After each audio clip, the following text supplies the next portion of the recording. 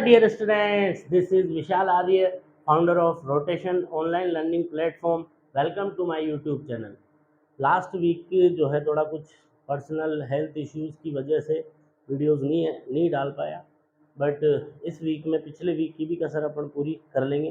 तो last time पे मैंने छोड़ा था कहाँ पर, क्वांटाइजेशन ऑफ चार्ज के बारे में मैंने बात की थी, है ना। तो सबसे पहले मैंने समझाया था कि क्वांटाइजेशन जो है उसका मतलब क्या होता है, ठीक है। तो उसमें मैंने बताया था कि किसी भी क्वांटिटी का डिस्ट्रीब्यूशन इस तरह से होना कि एक मिनिमम अमाउंट फिक्स होना, क्लियर है बात, है ना। उससे कम न होना और ज़्यादा भी होना तो उसी के इंटीग्रल मल्टीपल के फॉर्म में होना। तो जब भी किसी क्वांटिटी के साथ ऐसा होता है तो हम कहते हैं कि दैट क्वांटिटी इज क्वांटाइज्ड, और वो जो मिनिमम फिक्स अमाउंट होता है उसे क्या कहते हैं, उसका क्वांटा, ठीक है। फिर हमने चेक किया जी क्या चार्ज के साथ भी ऐसा होता है, और उसको हमने समझा था इलेक्ट्रॉन थ्योरी के बेसिस पे, ठीक है। हमें पता है कि अगर हम किसी भी बॉडी को चार्ज करना चाहते हैं तो उसके लिए क्या करना पड़ेगा आपको। अगर पॉजिटिवली चार्ज करना चाहते हो तो आपको इलेक्ट्रॉन्स क्या करने पड़ेंगे, इसमें से रिमूव करने पड़ेंगे। और अगर आप इसको नेगेटिवली चार्ज करना चाहते हो, है ना, तो आपको क्या करना पड़ेगा, इसके अंदर इलेक्ट्रॉन्स ऐड करने पड़ेंगे, क्लियर है बात। अब बात आती है इलेक्ट्रॉन्स रिमूव करने की या ऐड करने की, ठीक है ना। तो आप क्या करेंगे, मिनिमम बताओ कितने इलेक्ट्रॉन्स रिमूव कर सकते हैं। तो आंसर है जी मिनिमम 1 इलेक्ट्रॉन आपको रिमूव करना ही पड़ेगा। और मिनिमम 1 इलेक्ट्रॉन अगर आप रिमूव करेंगे तो बॉडी पे जो चार्ज आएगा वो कितना आएगा, +1 ही। और ज़्यादा करेंगे तो कितने करेंगे, 2 इलेक्ट्रॉन रिमूव करोगे तो कितना चार्ज आएगा, +2 ही, है ना। इसी तरीके से एडिशन में अगर मिनिमम इलेक्ट्रॉन्स ऐड करने की बात है तो कम से कम 1 इलेक्ट्रॉन आपको ऐड करना ही पड़ेगा। अरे बोलो, आधा सवा पौना तो नहीं कर सकते, क्यों, क्योंकि इलेक्ट्रॉन फर्दर डिवाइड नहीं होता है। तो मिनिमम 1 इलेक्ट्रॉन रिमूव करोगे तो मिनिमम कितना चार्ज आएगा, -1 ही। और ज़्यादा निकालोगे तो बोलो 2 इलेक्ट्रॉन, ठीक है। 2 इलेक्ट्रॉन निकालोगे तो क्या आएगा, -2। तो यहाँ पे भी आपको क्या देखने को मिल रहा है कि चाहे आप बॉडी को पॉजिटिवली चार्ज करो चाहे आप बॉडी को नेगेटिवली चार्ज करो, ठीक है ना, जो मिनिमम चार्ज बॉडी के ऊपर आना है वो कितना आना है, चाहे प्लस में आए चाहे माइनस में आए, वो कितना आना है, ई आना है। ई मतलब चाहे प्लस में आए चाहे माइनस में आए वो इतना आएगा। समझ में आती है बात, ठीक है। और ज़्यादा भी अगर आएगा तो इसी के क्या होगा, इंटीजर मल्टीपल के फॉर्म में। ज़्यादा भी अगर आएगा तो क्या आएगा, इसी के इंटीजर मल्टीपल की फॉर्म में आएगा। समझ में आती है बात, किसी के 1.6 इंटू 10⁻⁻19 गुलाम इसी के इंटीजर मल्टीपल के फॉर्म में आएगा। तो यहाँ से हम क्या हो जाते हैं, सेटिस्फाई हो जाते हैं, हम वेरीफाई कर लेते हैं कि हाँ चार्ज भी क्या है, क्वांटाइज्ड क्वांटिटी है। चार्ज भी क्या है, एक क्वांटाइज्ड क्वांटिटी है, ठीक है। और उसका जो क्वांटा होता है, चार्ज भी क्या है बेटा, एक क्वांटाइज्ड क्वांटिटी है। और उसका जो क्वांटा होता है, बोलो मिनिमम कितना चार्ज आएगा, ई, है ना। तो चार्ज का क्वांटा कितना होगा, ई मतलब 1.6 इंटू 10⁻⁻19 कूलम, ठीक है। तो यहाँ से हमें क्या पता चल गया कि charge is a quantized quantity. Charge is a quantized quantity. Charge जो है वो क्या है, एक क्वांटाइज्ड क्वांटिटी है, ठीक है ना। एंड क्वांटा ऑफ चार्ज जो है, क्वांटा ऑफ चार्ज, ठीक है, वो कितना है, बोलो बोलो, ई मतलब 1.6 into 10⁻⁻19 Ghulam, this is the quanta of charge, clear है बात। मतलब किसी बॉडी पे क्या नहीं हो सकता, मिनिमम इतना चार्ज होगा, इससे कम नहीं हो सकता, और ज़्यादा भी होगा तो इसी के इंटीग्रल मल्टीपल के फॉर्म में होगा, ठीक। अब देखो ये बात मैंने आपको समझाई काई के बेसिस पे, इलेक्ट्रॉन थ्योरी के बेसिस पे, ठीक है। फर्स्ट टाइम इस बात को जो समझाया गया था वो एक्सपेरिमेंटली आया था। एक साइंटिस्ट है जिनका नाम है मिलिकन, क्या नाम है, मिलिकन, ठीक है ना। उन्होंने क्या किया था भाई साहब, ऑयल ड्रॉप एक्सपेरिमेंट किया था, ठीक है, मिलिकन ऑयल ड्रॉप एक्सपेरिमेंट, ठीक है। वो एक्सपेरिमेंट बेसिकली तो किया गया था किसके लिए, इलेक्ट्रॉन का मास पता करने के लिए, बट वहां से इलेक्ट्रॉन का चार्ज भी निकल के आ गया, ठीक है। तो केमिस्ट्री में आपने ये ऑयल ड्रॉप एक्सपेरिमेंट जो है बखूबी पढ़ा होगा, ठीक है, ज़्यादा इसके बारे में बातचीत नहीं करूंगा। उन्होंने क्या ऑब्जर्व किया, ध्यान से सुनो, ठीक है। मिलिकन ने क्या किया, ऑयल ड्रॉप एक्सपेरिमेंट के अंदर जितनी भी उनके पास ऑयल ड्रॉप्स थी, ठीक है, उन सबके क्या कर लिए, चार्ज पता कर लिए। क्या पता कर लिए, उन सबके चार्जेस जो है वो पता कर लिए, ठीक है। देन उन्होंने यहाँ पे इस्तेमाल किया HCF मेथड। कौन सा मेथड, HCF मेथड, ठीक है ना। क्या बोलते हैं इसको, highest common factor method, highest common factor method, ठीक है ना। इस मेथड को क्या किया उन्होंने, यूज किया, और यूज करके जब इन सभी चार्जेस का क्या लिया उन्होंने, HCF जानते हो ना लेना। जैसे मान लो मैं कहूँ कि 3 मेरे पास क्या है, नंबर्स हैं, 9 है, 18 है, और मान लो 36 है। आपसे कहा जाए कि इनका क्या निकालो, HCF, तो क्या करेंगे आप, इनके फैक्टर करेंगे। जैसे 9 को क्या लिख सकते हैं 3 इंटू 3, ठीक है ना। जैसे 18 को क्या लिख सकते हैं बताओ 3 इंटू 3 इंटू या 2 इंटू 3 इंटू 3, सही है ना, 2 इंटू 3 इंटू 3 है ना। 36 को क्या लिख सकते हो बताओ 2 इंटू 3 इंटू कितना हो गया 2 इंटू 3 इंटू 2, इस तरीके से लिख सकते हैं। रेगुलर है। अब अपने को क्या करना है, इसका HCF लेना है। तो HCF कैसे लेंगे बताओ, यहाँ पे 3 है, यहाँ भी 3 है और यहाँ भी 3 है, तो एक फैक्टर तो क्या आ गया 3, ठीक है ना। फिर यहाँ 3 है, यहाँ भी 3 है, यहाँ भी 3 है, तो दूसरा फैक्टर कितना आ गया 3। अब यहाँ 2 है, यहाँ 2 है, बट यहाँ नहीं है ना। तो हम क्या कहेंगे, ये जो आपको मिला HCF किसका, HCF ऑफ 9, 18 एंड 36, ये कितना निकल के आया बोलो 9, कितना निकल के आया 9। इस तरीके से HCF लेते हैं, ठीक है। तो उन्होंने क्या किया, अलग अलग ऑयल ड्रॉप्स पे क्या कर लिया, वैसा चार्ज उन्होंने पता कर लिया। चार्ज पता करने के बाद उस चार्ज का क्या निकाला HCF। तो HCF जब उन्होंने निकाला तो पता चला ये निकल करके इतना आया। क्लियर है बात, ठीक है। उस बेसिस पे उन्होंने बताया कि चार्ज एक क्वांटाइज्ड क्वांटिटी है और चार्ज का जो क्वांटा है वो इतना होता है। बाद में फिर इलेक्ट्रॉन थ्योरी के बेसिस पे भी इसे क्या कर लिया गया, वेरीफाई कर लिया गया। समझ में आती है यहाँ तक बात, ठीक है। अरे बोलो पक्का, ठीक। तुम्हें तो सिर्फ इतना सा ध्यान रखना है, क्या क्या चीज ध्यान रखनी है कि क्वांटाइजेशन का मतलब क्या होता है, एक मिनिमम अमाउंट का फिक्स होना, उससे कम न होना, और ज्यादा भी होना तो उसी के इंटीग्रल मल्टीपल के फॉर्म में होना, ठीक है। चार्ज एक क्वांटाइज्ड क्वांटिटी है, ये कहाँ से पता चला, तो मिलिकन्स ऑयल ड्रॉप एक्सपेरिमेंट से पता चला। मिलिकन ऑयल ड्रॉप एक्सपेरिमेंट में चार्ज का क्वांटा निकालने के लिए मिलिकन ने क्या किया था, HCF method, highest common factor method को यूज में लिया था, ठीक है। तो फाइनली इतना सब कुछ पढ़ने के बाद अब कंक्लूजन क्या निकलता है, कंक्लूजन ये निकलता है कि कोई भी बॉडी हमारे पास, charge on a body, charge on a body, charge on a body is given by, ठीक है ना। किसी बॉडी पे चार्ज कितना होगा, तो हम कहेंगे जी मिनिमम E होगा, चाहे प्लस में होगा चाहे माइनस में होगा, ठीक है ना। मिनिमम या तो नहीं होगा, है ना, और होगा तो कम से कम कितना होगा E होगा, होगा तो कम से कम कितना होगा E होगा, चाहे प्लस में हो चाहे माइनस में हो, ठीक है ना। और ज्यादा भी होगा तो कितना होगा, ज्यादा ज्यादा भी अगर होगा तो इसी के इंटीग्रल मल्टीपल के फॉर्म में होगा। मतलब किसी भी बॉडी पे जो चार्ज होगा वो कितना होगा, Q is equal to plus minus N E, Q is equal to plus minus N E, ठीक है।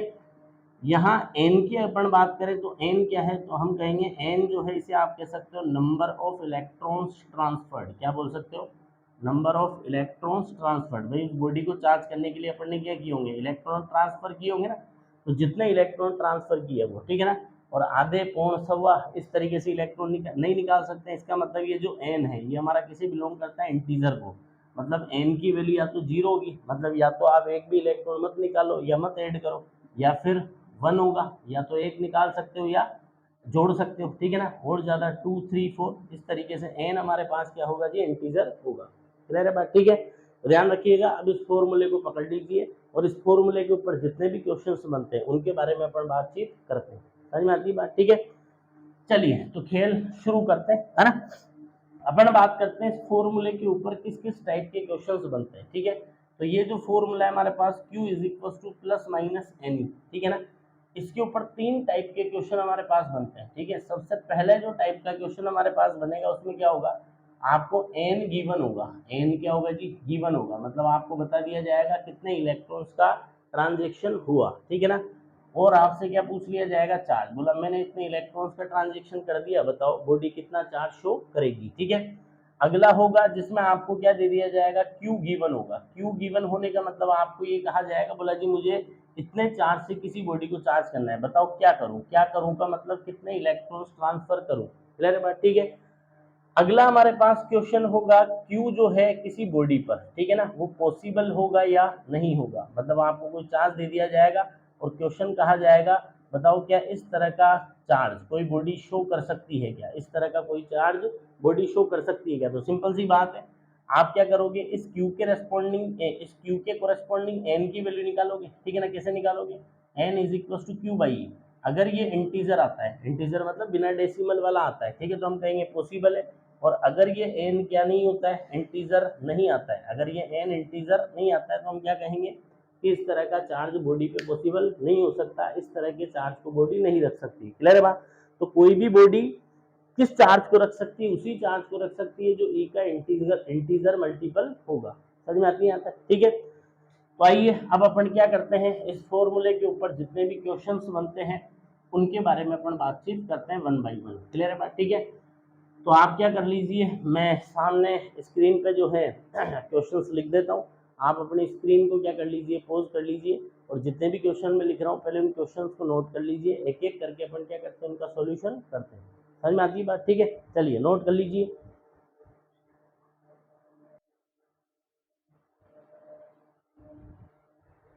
हाँ जी, चलिए देखिए, तो पहले क्वेश्चन से अपन शुरुआत करते हैं। सबसे पहला क्वेश्चन अपने को दिया सॉल्यूशन नंबर 1, ठीक है ना।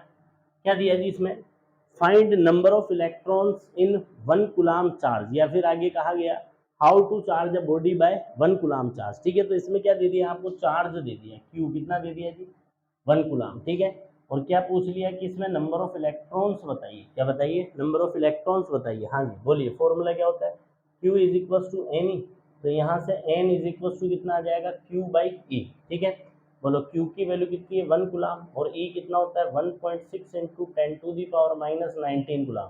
इसे जब आप सोल्व करेंगे तो वैल्यू निकल के आएगी 6.25 इंटू 10⁻18। अरे क्लियर है क्या बात, मतलब किसी बॉडी को अगर आपको 1 कूलम चार्ज से चार्ज करना है तो इतने इलेक्ट्रॉन्स क्या करने पड़ेंगे, इनका ट्रांजेक्शन करना पड़ेगा।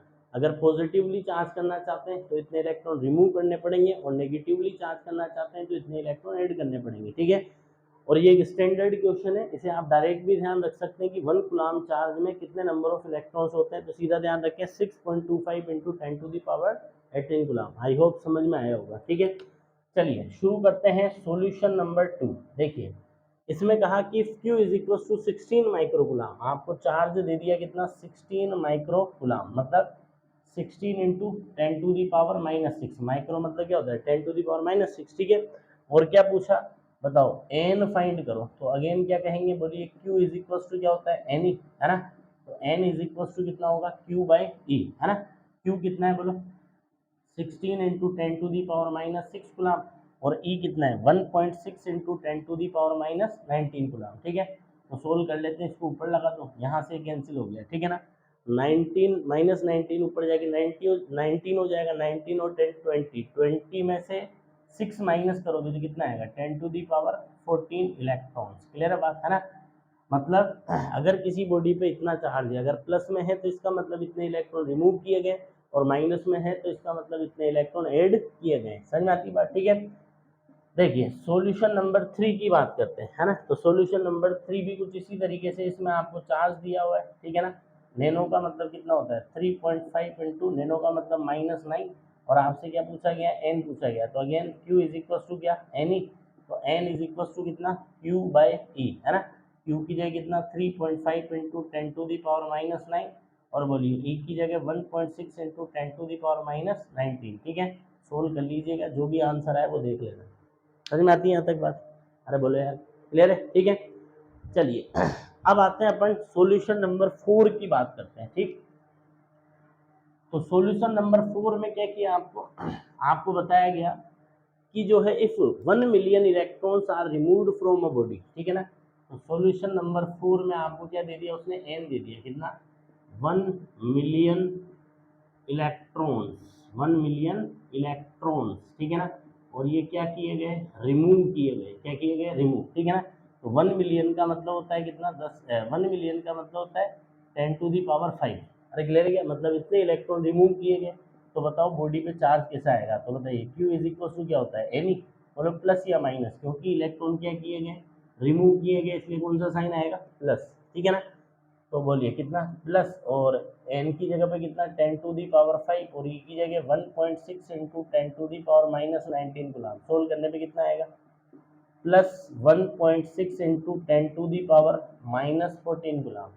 समझ में आती है बात? ठीक है, चलिए तो क्वेश्चन नंबर 4 भी हो चुका है। क्वेश्चन नंबर 5 के बारे में अपन बात करते हैं। ठीक, क्वेश्चन नंबर 5 क्या है, पॉलीथीन इज रब्ड विद वूल। ठीक है ना, मतलब पॉलीथीन है, उसको ऊन के साथ क्या किया गया, रब किया गया, तो पॉलीथीन पे कितना चार्ज आया, है ना। तो सॉल्यूशन नंबर 5, इसमें आपको पॉलीथीन का चार्ज दे दिया, क्यू पॉलीथीन कितना चार्ज आया, माइनस इतना। ठीक है ना, माइनस का मतलब क्या हुआ, इलेक्ट्रॉन ऐड हुए हैं, माइनस का मतलब क्या है, इलेक्ट्रॉन्स आर एडेड, इलेक्ट्रॉन्स जो है वो क्या हुए हैं, ऐड हुए। ठीक है ना, what is the amount of mass which is transfer to the polythene. अब देखो सिंपल सी बात है, पॉलीथीन में इलेक्ट्रॉन्स ऐड हुए हैं, है ना, तो वो जो जितने भी इलेक्ट्रॉन्स ऐड हुए होंगे वो साथ में अपना क्या भी लेकर के आए होंगे, मास भी लेकर के आए होंगे। तो क्वेश्चन यही पूछा गया है कि बताओ इस पॉलीथीन में कितना मास जो है वो ट्रांसफर हुआ, इस पॉलीथीन को कितना मास ट्रांसफर हुआ। तो आप क्या कर लो, इतने इतने चार्ज से चार्ज करने के लिए कितने इलेक्ट्रॉन्स का ट्रांसफर करना पड़ा ये निकाल लो। ये निकालने के बाद आपको पता है एक इलेक्ट्रॉन का मास कितना होता है, क्लियर है बात, ठीक है। एक इलेक्ट्रॉन का मास पता लग जाएगा, नंबर ऑफ इलेक्ट्रॉन्स पता लग जाएंगे, तो कितना मास ट्रांसफर हुआ ये पता लग जाएगा। तो सबसे पहला काम है हम एन निकालते हैं। बोलिए N is equal to Q by E, सिर्फ वैल्यू ले लो, कितना 2 into ten to the power -7 और ये 1.6 into ten to the power -19। समझ में आती बात, ठीक है। सोल्व करेंगे तो कितना हो गया 20/16 और इसको ऊपर ले जाएंगे +19 -7 कितना आएगा +12। अरे क्लियर है, इतने इलेक्ट्रॉन्स ट्रांसफर हुए तो मास कितना ट्रांसफर हुआ भाई साहब, तो क्या कर दोगे n इंटू एम ई, है ना। इतने इलेक्ट्रॉन ट्रांसफर हुए, एक इलेक्ट्रॉन के मास से मल्टीप्लाई कर दो, कितने इलेक्ट्रॉन ट्रांसफर हुए बोलो 20/16 इंटू, है ना। और इलेक्ट्रॉन का मास कितना होता है 9.1 into ten to the power -31 kilogram. Solve कर लीजिएगा, आंसर क्या होगा निकल करके आ जाएगा, क्लियर। अगला क्वेश्चन देखिए, in a neutral body 5 into ten to the power 21 electrons are present. एक न्यूट्रल बॉडी के अंदर इतने सारे इलेक्ट्रॉन्स हैं, है ना, इतने इलेक्ट्रॉन्स हैं तो न्यूट्रल है इसका मतलब इतने ही उसके अंदर प्रोटॉन्स भी होंगे, क्लियर है बात, मतलब अभी कोई चार्ज उस पर नहीं है। अब क्या बोल रहे हैं, जितने भी इलेक्ट्रॉन्स इसके अंदर मौजूद है 10% इलेक्ट्रॉन्स आर रिमूव्ड, इसका 10% क्या कर लिया, रिमूव कर दिया, क्लियर है बात, ठीक है। तो क्वेश्चन क्या पूछा गया, बॉडी पे चार्ज बताइए, बॉडी पे क्या बताइए, चार्ज बताइए, ठीक है ना। तो सबसे पहले अपन निकालते हैं नंबर ऑफ इलेक्ट्रॉन्स ट्रांसफर्ड, कितने इलेक्ट्रॉन्स ट्रांसफर्ड किए गए, बोलिए एन कितना, ये इतने थे, ठीक है ना। 5 into ten to the power 21 इतने सारे थे, इसमें से कितने ट्रांसफर कर लिए, बोलिए इसका 10% क्या कर लिया, ट्रांसफर कर लिया, ठीक है ना। तो ये कैंसिल हो गया, बोलो कितना आया 5 into ten to the power 20, इतने इलेक्ट्रॉन्स क्या कर लिए, ट्रांसफर कर लिए, ठीक है ना। तो बताओ कितना चार्ज आएगा, तो Q is equal two electrons remove किए गए इसलिए प्लस एन ही, है ना। तो प्लस एन की जगह कितना 5 into ten to the power 20 और ई की जगह 1.6 into ten to the power -19 coulomb. Solve करेंगे तो बोलो कितना आएगा, हाँ 8.0 into ten to the power 1, ठीक है ना। मतलब कितना आ गया 80 गुलाम, कितना चार्ज आएगा जी 80 गुलाम। कोई दिक्कत है क्या, पक्का, ठीक है, क्लियर है बात। तो ये तुम्हारे 6 क्वेश्चंस थे, 6 के 6 का सॉल्यूशन हो चुका है, ठीक है। पॉज करके नोट कर लीजिए और आगे क्वेश्चंस करते हैं। देखिए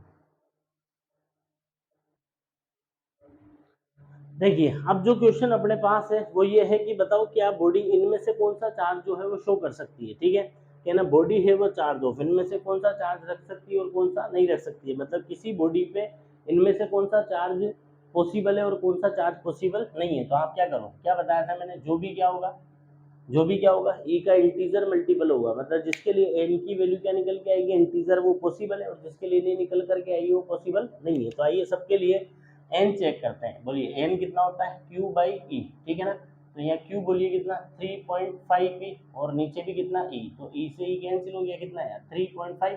बताओ ये इंटीजर है कि नहीं है, हाँ बोलो बोलो बोलो जवानो, इंटीजर है कि नहीं, तो हम कहेंगे इंटीजर नहीं है, नहीं है इसलिए इस तरह का जो चार्ज है वो बॉडी क्या नहीं कर सकती, शो नहीं कर सकती, इस तरह का चार्ज कोई बॉडी नहीं रख सकती, ठीक है।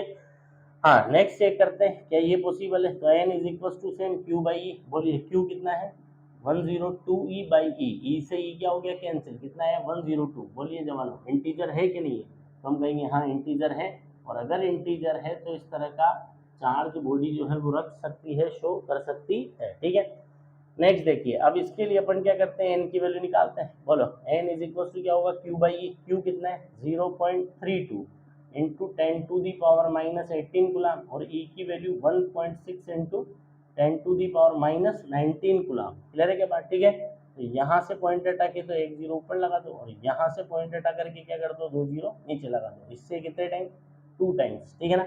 अब पावर्स को सोल्व करो, गुलाम से गुलाम कैंसिल हो गया, पावर्स को सोल्व करो, ये सिंगल से ये कैंसिल हो गया, ठीक है ना। तो यहाँ कितना हो गया टेन टू दी पावर ये -18 हो गया, ऊपर भी -18 हो गया, तो ये सारा हिसाब किताब खत्म, कितना है 2, जो कि इंटीजर है, इंटीजर है इसलिए इस तरह का चार्ज पॉसिबल है, क्लियर। आइए नेक्स्ट चेक करते हैं क्या n इज इक्वल टू, क्या इस तरह का चार्ज पॉसिबल है। तो n is equal to Q by E, बोलिए क्यू कितना है 6.4 into ten to the power -20 गुलाम और डिवाइडेड बाई कितना, ई की जगह 1.6 इंटू 10⁻⁻19 कूलम, ठीक है। इससे ये कैंसिल होगा, बोलो कितने टाइम्स, 4 टाइम्स, ठीक है। तो कितना आएगा 4 इंटू -20 90 -1, तो कितना आया 0.4 आया, ठीक है ना। बताओ इंटीजर है कि नहीं है, हम कहेंगे नहीं है, तो इस तरह का चार्ज भी पॉसिबल नहीं है। समझ में आ रही बात। हाँ जी, इसके लिए चेक कीजिए, n is equal to same q by A, बोलो q कितना 4.8 इंटू 10⁻21 कूलम, हाँ 1.6 इंटू 10⁻19, इससे कितने टाइम्स, 3 टाइम्स, क्लियर है क्या। तो कितना आया 3 इंटू ऊपर लेके जाओगे तो 10⁻2 मतलब 0.03, ठीक है। इंटीजर को बिलोंग करता है, हम कहेंगे नहीं, तो इस तरह का चार्ज भी क्या नहीं होगा, पॉसिबल नहीं होगा, ठीक है। आइए इसके लिए चेक करते हैं कि ये चार्ज पॉसिबल है। तो n is equal to again q by E, बोलो q कितना 1.6 इंटू 10⁻19 और ये कितना 1.6 इंटू 10 कैंसिल हो गया 1, याद करो ये तो चार्ज का क्वांटा ही होता है, ठीक है ना। तो बिलोंग्स टू इंटीजर, इसलिए क्या होगा, ये पॉसिबल होगा, है ना। नेक्स्ट चेक करते हैं, आइए अगला चेक करते हैं, n इज इक्वल टू कितना, वही q बाई ई, q कितना 4.8 इंटू 10⁻18 गुना, और e की जगह 1.6 इंटू 10⁻19, बोलो कितने टाइम्स, 3 टाइम्स, 19 ऊपर जाएगा, -19 प्लस 90 -18 कितना हो गया 10⁻1, मतलब आया 30, क्या बिलोंग्स टू इंटीजर, यस। तो क्या इस तरह का चार्ज पॉसिबल होगा, हम कहेंगे जी हाँ पॉसिबल होगा, ठीक है। आइए आगे बढ़ते हैं, इसके लिए n की वैल्यू निकालते हैं, बोलिए n is equal to q by E, बोलो q कितना 3.2 इंटू 10⁻19 और e की जगह 1.6 इंटू 10⁻19, इससे कैंसिल हो गया, ये 2 टाइम्स हुआ, तो कितना आया 2, क्या बिलोंग्स टू इंटीजर, हम कहेंगे जी हाँ। तो क्या इस तरह का चार्ज पॉसिबल है, क्लियर। तो ध्यान रखना, इस तरह के क्वेश्चंस को करने का सिंपल सा फंडा है क्या, कि आप क्या करें, n निकालें अगर वो इंटीजर को बिलोंग करता है, ठीक है। चार्ज के कोरेस्पॉन्डिंग n अगर इंटीजर को बिलोंग करता है, इसका मतलब पॉसिबल है, और अगर नहीं बिलोंग करता है, इसका मतलब पॉसिबल नहीं है। समझ में आती बात, पक्का, ठीक है। तो कितने क्वेश्चंस हो गए, 7 क्वेश्चंस अपन ने कर दिए। आइए और क्वेश्चंस करते हैं आगे। तो लीजिए कुछ और क्वेश्चंस आपकी स्क्रीन पर है, इन्हें पॉज करके नोट कर लीजिए। आइए करते हैं इनका सॉल्यूशन। देखिए, तो सबसे पहले इस क्वेश्चन को अपन सोल्व करते हैं, ठीक है भाई। तो इसमें क्या बोला, देखो सॉल्यूशन नंबर 8 क्या बोल रहे हैं, if Millikan observed charge on oil drops in his experiment, ठीक है। क्या क्या चार्ज वो अगर ऑब्जर्व करता, मान लो ऑब्जर्व करता Q1 is equal to 21 E, Q2 is equal to 35 E, Q3 is equal to 42 E. तो आपसे क्या क्वेश्चन पूछा गया कि then what is the quanta of charge, तो चार्ज का क्वांटा क्या होता है पता करो। मैंने बताया था तुम्हें, मिलिकन ने ओल्ड ड्रॉप एक्सपेरिमेंट के बेसिस पे क्वांटा ऑफ चार्ज कैसे पता किया था, हाँ हाँ बोलो कौन सा मेथड, HCF मेथड, ठीक है। तो आप क्या करो, इन सबका क्या लो HCF, उसके लिए इनके फैक्टर करने पड़ेंगे, बोलो 21 ई के फैक्टर क्या होंगे, इसको लिख सकता हूँ ई, बोलो 21 के क्या कर सकता हूँ, बोलिए 3 इंटू 7 कर सकता हूँ, है ना। 35 के फैक्टर करते हैं तो ई, और क्या कर सकता हूँ 5 इंटू 7, ठीक है ना। बोलिए 42 की क्या फैक्टर करूंगा ई, है ना, और 3 इंटू 2 6 और इंटू 7, अरे क्लियर है, कितना हो गया 42। अब क्या लो, इन सबका HCF, है ना। तो हाईएस्ट कॉमन फैक्टर लेना है, बोलिए इन सबका क्या लो HCF, ठीक है। तो HCF किस किस का, 21 ई का, 35 ई का और 42 ई का, बोलिए लेते हैं। तो एक कॉमन फैक्टर तो ये है जो सभी में मिल रहा है ई, ठीक है ना। दूसरा 3 यहाँ है पर यहाँ नहीं है, ठीक है ना, तो ये नहीं होगा। 5 यहाँ है यहाँ नहीं है, ये भी नहीं होगा, ठीक है। 2 यहाँ है और जगह नहीं है। अच्छा एक फैक्टर देखो, ये 7 सभी में नजर आ रहा है, ठीक है ना। तो कितना आया HCF, कितना आया 7 ही। तो अगर इस तरह के चार्जेस वो क्या करता, ऑब्जर्व करता, तो क्वांटा ऑफ चार्ज जो है वो कितना कहा जाता, 7 ही। समझ में आती है बात, अरे बोलो, ठीक है। सुनिए अगला क्वेश्चन है कि ग्लास टम्बर, मान लो इस तरीके से अपन के यहाँ पे देखो सॉल्यूशन नंबर 9, ठीक है। मान लो इस तरीके से मेरे पास एक कांच का मान लो कांच का मान लो कोई प्याला है, ठीक है ना। और इसके अंदर क्या है 10⁹ अमीबाज, अमीबा जानते होंगे बैक्टीरिया होते हैं, ठीक है ना। और क्या बोला उसने, इतने इसके अंदर अमीबाज हैं, ठीक है। और एक अमीबा के पास, ठीक है ना, एक अमीबा, ठीक है ना, एक जो अमीबा है उसके पास कितने सोडियम आयन से, 2 सोडियम आयन से, क्लियर है बात, ठीक है।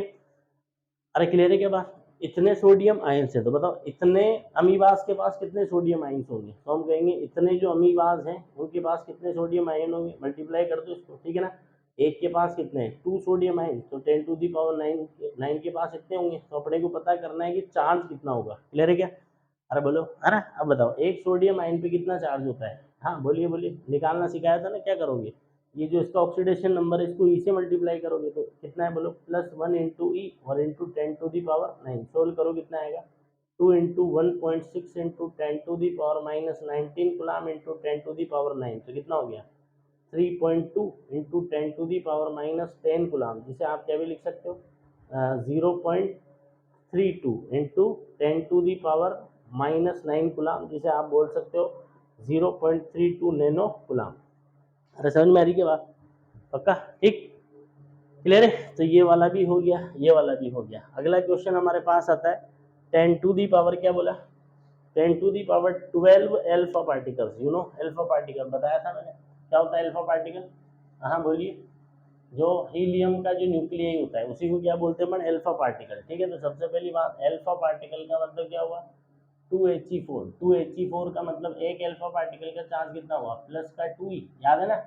अरे बोलो जेड को ई से मल्टीप्लाई करेंगे ना न्यूक्लियस का चार्ज निकालने के लिए, तो कितना चार्ज हुआ +2। अब क्या बोल रहा है वो कि हमारे पास कोई स्फीयर है, ठीक है ना, ये स्फीयर कैसा है, न्यूट्रल स्फीयर है, कैसा स्फीयर है, न्यूट्रल ये स्फीयर है हमारे पास, इसके ऊपर क्या होते हैं 10 टू दी पावर 12, है ना, 10 to the power 12 alpha particles इसके ऊपर पर सेकेंड आते हैं। क्लियर है। तो आपसे पूछा गया कि बताओ इस स्फीयर को कितने चार्ज से चार्ज करना है, 2 माइक्रोकुलाम चार्ज से इसको चार्ज करना है, 2 माइक्रोकुलाम मतलब 2 into 10 to the power -6 microcoulomb charge से इसको चार्ज करना है, तो बताइए उसमें कितना टाइम लगेगा। क्लियर। अब देखो सिंपल सा क्वेश्चन है, वर्बली हो जाएगा। देखो क्या हुआ, एक अल्फा पार्टिकल पे कितना चार्ज है, एक अल्फा पार्टिकल पे चार्ज है प्लस का 2। क्लियर है बात, ठीक है।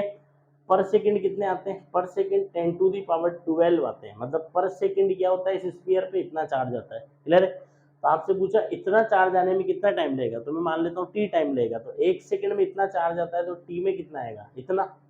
अरे क्लियर है बात, ठीक है। और इसको किसके इक्वल कर दो, 2 इंटू 10 टू दी पावर -6 के इक्वल कर दो, तो यहाँ से टाइम कितना आ गया, बोलिए बोलिए बोलिए कितना आया, 2 इंटू 10 टू दी पावर -6 और divided by 2e into 10 to the power 12। Clear है क्या, सोल्व करते कितना आएगा, ये 2 से तो 2 कैंसिल हो गया, ठीक है, कितना आया 1/e और इंटू 10 टू दी पावर कितना आया 10 to the 12, 10 to the power 12 ऊपर जाएगा तो ये -18 हो जाएगा, कितना हो गया -18, ठीक है ना। और इसकी जगह पे कितना 1.6 इंटू 10 टू दी पावर -19 और इंटू 10 टू दी पावर, है ना, यहाँ से पॉइंट हटाएंगे तो कितना हो गया। क्लियर है क्या। अरे बोले यार, तो इसको इस तरीके से लिख सकते हैं अपन 100, है ना, into 10 to the power 18। Clear है क्या, इंटू 10 टू दी पावर -18 और डिवाइडेड बाई 1.6, ये कैंसिल हो गया, कितना आ गया 6.25 सेकंड, इतना टाइम जो है लगेगा। आप चाहें तो इसको डायरेक्ट भी ध्यान रख सकते हैं कि 1/e की जो वैल्यू है ना वो 6.25 इंटू 10 टू दी पावर 18 होती है। 1/e की वैल्यू कितनी होती है, कितनी होती है बोलो 6.25 इंटू 10 टू दी पावर 18, तो कितना टाइम लगेगा 6.25 सेकेंड। क्लियर है बात, है ना। चलिए, तो ये वाला क्वेश्चन भी अपना हो गया। अब देखो अगला क्वेश्चन जो ये केमिस्ट्री जैसा है, find number of electrons in 100 gram CO2। 100 gram CO2 में क्या बताइए, नंबर ऑफ इलेक्ट्रॉन्स बताइए। 100 ग्राम CO2 में क्या बताना है आपको, नंबर ऑफ इलेक्ट्रॉन्स आपको बताने, ठीक है ना।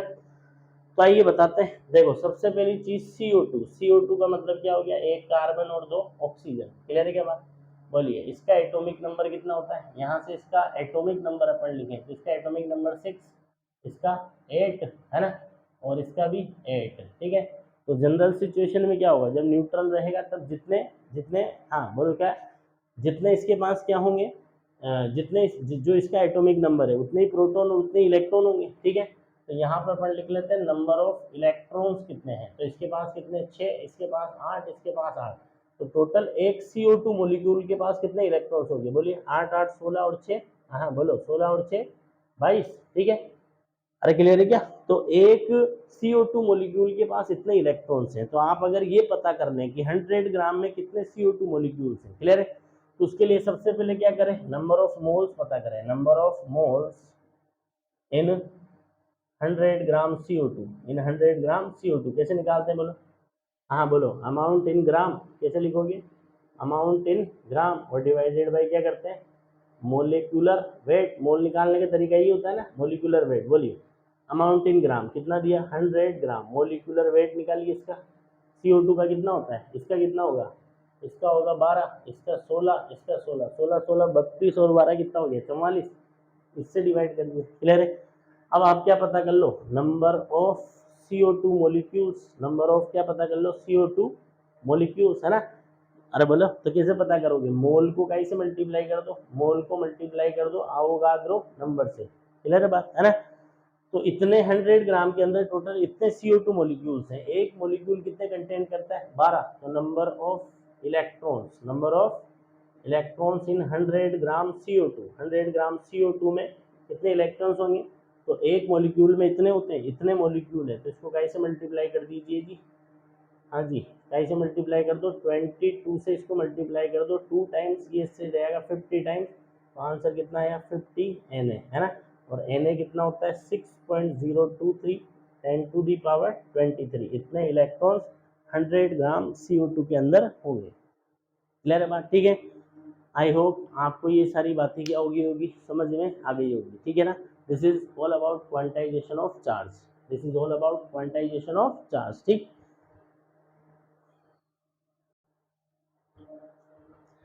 देखिए फिर क्या हुआ? मिलिकन के क्वांटाइजेशन प्रिंसिपल को चुनौती देने के लिए क्या हुआ? एक क्वार्क थ्योरी आई। एक साइंटिस्ट है जिसका नाम है गेलमान। उसने क्या किया? 6 स्पेशल टाइप के पार्टिकल्स जो हैं वो एटम के अंदर, न्यूक्लियई के अंदर ऑब्जर्व किए। उन पार्टिकल्स को नाम दिया गया क्या? Quark particles. क्या नाम दिया गया? Quark particles. ठीक है। इन 6 में से क्या थे? 2 इंपॉर्टेंट थे। उनका नाम है, एक का अप क्वार्क और दूसरे का डाउन क्वार्क। ये क्या हुए? जमाने के सामने चर्चा का विषय बने। बोला सर इनमें ऐसा क्या है कि ये चर्चा का विषय बने? तो इनका जो चार्ज है वो चर्चा का विषय बना। जैसे इसके पास कितना चार्ज है? 2/3 मतलब 0.66 जो कि ई का इंटीजर मल्टीपल नहीं है, ई से क्या है? कम है ना? इसी तरीके से डाउन क्वार्क पे चार्ज कितना होता है? -1/3 मतलब -0.33 जो कि ई का इंटीजर मल्टीपल नहीं है। समझ में आती बात? तो कुछ समय के लिए क्या हुआ? ये विवाद चला कि जब बिलिकन का कहना था कि ई से कम पॉसिबल नहीं है, और क्वार्क पार्टिकल्स पे तो ई से कम चार्ज पॉसिबल होता है, बट फिर बाद में क्या पता चला कि ये जो पार्टिकल्स हैं ये नेचर के अंदर फ्रीली स्टेबल नहीं होते हैं, और फ्रीली स्टेबल नहीं होने की वजह से किसी बॉडी को चार्ज करने के लिए इनका ट्रांजेक्शन नहीं किया जा सकता है, और इनका ट्रांजेक्शन नहीं कर सकते इसका मतलब अभी भी किसी बॉडी को चार्ज करने के लिए इलेक्ट्रॉन्स का ही ट्रांजेक्शन किया जाएगा, और अगर इलेक्ट्रॉन्स का ही ट्रांजेक्शन किया जाएगा तो बॉडी पे मिनिमम कितना चार्ज आएगा? ई ही आएगा, और ज़्यादा भी आएगा तो इसी के इंटीग्रल मल्टीपल के फॉर्म में आएगा। ठीक है। देखिए इस क्वार्क थ्योरी से एक हाइपोथेटिकल क्वेश्चन बन करके तैयार होता है कि if quark particles are freely stable in nature, अभी तो वैसे तो नहीं है, ठीक है, बट मान लो अगर क्वार्क पार्टिकल फ्रीली स्टेबल हो जाए नेचर के अंदर, then what will be the quanta of charge? तो चार्ज का क्वांटा क्या होगा बताओ? तो फिर मिनिमम कितना आएगा? बोलो मिनिमम कितना आएगा? 1/3, है ना? तो अगर क्वार्क पार्टिकल्स क्या हुए? फ्री, भाई ई से कम भी पॉसिबल है ना, फिर तो ई से कम कितना पॉसिबल है? इससे कम ये है ना? तो कितना पॉसिबल है? 1/3। तो ये क्या होता है फिर? चार्ज का क्वांटा होता है। But in reality the quanta of charge is E. क्यों? क्योंकि जो क्वार्क पार्टिकल्स है ये नेचर में फ्रीली स्टेबल नहीं होते हैं। ठीक है ना? अच्छा, अब नेचर में ये फ्रीली स्टेबल क्यों नहीं होते हैं इसके बारे में अपन बातचीत करते हैं। देखिए तो देखिए कि क्वार्क पार्टिकल्स नेचर के अंदर फ्रीली स्टेबल क्यों नहीं होते हैं, तो उसकी वजह क्या है? क्योंकि जो न्यूट्रॉन है और प्रोटॉन है वो कैसे बने होते हैं? क्वार्क पार्टिकल से बने होते हैं। जैसे एक न्यूट्रॉन जो होता है वो 2 डाउन क्वार्क एक यू क्वार्क से मिलकर के बना होता है। आइए वेरीफाई करते हैं, बताओ चार्ज के बेसिस पे वेरिफिकेशन करते हैं। डाउन क्वार्क का चार्ज कितना? -1/3, -1/3, और इसका कितना? +2/3। तो ये कितना हो गया? -2/3 +2/3 कैंसिल हो गया, कितना आ गया? 0। और सही बात है, न्यूट्रॉन पे चार्ज कितना होता है? 0 चार्ज होता है। इसी तरीके से एक प्रोटॉन जो है ये 2 यू क्वार्क और एक डाउन क्वार्क से मिलकर के बना होता है। ठीक है, ये वेरीफाई करते हैं। बोलिए कितना? प्लस का 2/3, प्लस का 2/3 और माइनस का 1/3, है ना? तो कितना आ गया? 4/+4/3 -1/3, तो कितना आ गया? +3/3। 3 से 3 कैंसिल हो गया तो कितना है? प्लस ही। और सही बात है, प्रोटॉन पे इतना ही चार्ज होता है ना? बट जो इलेक्ट्रॉन है ना भाई साहब, वो क्वार्क पार्टिकल से मिलकर के नहीं बना होता है। और अगली चीज ये थोड़ा ध्यान रखना है इंफॉर्मेशन के लिए कि जो डाउन क्वार्क होता है is slightly heavier than U quark. जो डी क्वार्क होता है वो क्या होता है, यू क्वार्क से थोड़ा सा क्या होता है, हेवी होता है। क्लियर है बात, है ना। यही वजह है कि न्यूट्रॉन प्रोटॉन से क्या होता है, थोड़ा सा हेवी होता है। क्यों? क्योंकि न्यूट्रॉन को बनाने में 2 डी लगे जो कि हेवी है, और प्रोटॉन को बनाने में सिर्फ एक ही डी लगा है। समझ में आती है बात, ठीक है। चलिए तो आज के लिए इतना ही रखते हैं, और इलेक्ट्रोस्टैटिक पार्ट जो 6 अपना आएगा वहां से अपन स्टार्ट करेंगे कूलम्ब्स लॉ। क्लियर है बात, ठीक है। तो लड़ते रहिए, मगर